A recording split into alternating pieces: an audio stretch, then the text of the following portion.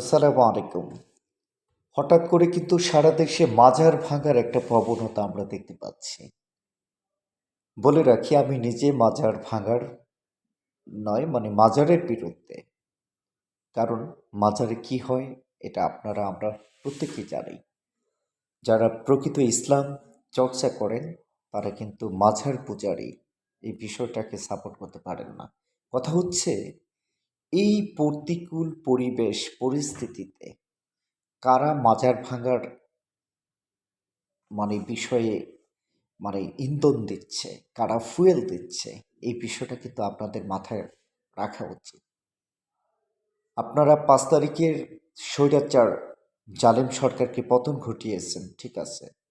কিন্তু এই জালিম সরকার পতিত শক্তি কিন্তু নানাভাবে আপনাদেরকে ব্যবহার করবে ইনডিরেক্টলি বিভিন্ন সেনসিটিভ ইস্যুতে, যেটা আপনারা টেরও পাবেন না। আমি আবারও রিপিট করছি, আমি মাজারের বিরুদ্ধে। কারণ আজকাল মাজারে যা হচ্ছে সেগুলো আসলে তুলে ধরার মতো না, মুখে আনার মতো না।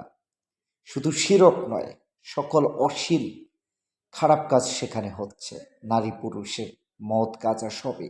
সুতরাং কোনো সভ্য সমাজ, যেহেতু একটা ইসলামিক রাষ্ট্র, একটা সংখ্যাগরিষ্ঠ, এখানে মাজারকে অ্যালাউ করা যায় না। কিন্তু তাই বলে মাজারকে হঠাৎ করে আপনারা যেভাবে ভেঙে ফেলার দায়িত্ব নিজ হাতে আইন তুলে নিয়েছেন, এটার কিন্তু একটা অন্য ইফেক্ট থাকবে। আমি চাইব যে বোকা হবেন না। আপনারা যে যে মাজারে অশ্লীলতা হচ্ছে, শিরক হচ্ছে, সেই মাজারের লিস্টগুলো তুলুন, লিস্ট করুন। সেই লিস্ট করে সেইটা জমা দিন উপদেষ্টা মণ্ডলীদের কাছে। রাষ্ট্রীয়ভাবে আইনগতভাবে যেখানে অপকর্ম হবে, শিরকি হবে, অন্যায় হবে, সেইখানে রাষ্ট্র দায়িত্ব নেবে, পুলিশ দায়িত্ব নেবে। কিন্তু আপনারা যারা অতি উৎসাহী হয়ে সারা দেশে মাজার ভাঙা শুরু করছেন, এটার ভিতরে আমি অন্য কোনো ইন্ধন, ইনডিরেক্টলি হয়তো এখানে অন্য কেউ ফুয়েল দিচ্ছে, আপনারা সেটা টের পাচ্ছেন না।